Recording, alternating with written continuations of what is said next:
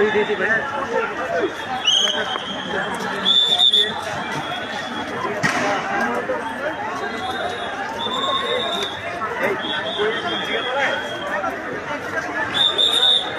এক জায়গা থেকে নেন ভাই, এই সবাই একসাথে থাকেন, সবাই এক জায়গায় থাকেন।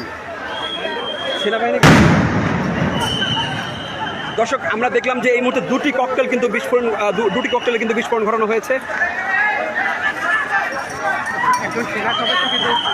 একজন সেনা সদস্যকে আমরা দেখছি যে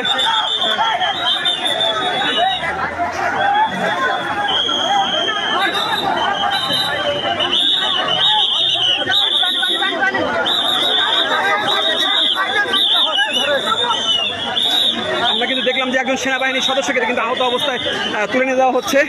একজন পুলিশ সদস্যও দেখছি আমরা, তিনিও আহত হয়েছেন, তাকেও আমরা দেখছি। দর্শক, আসলে সচিবালয়ের অবস্থা এই মুহূর্তে খুবই উত্তপ্ত।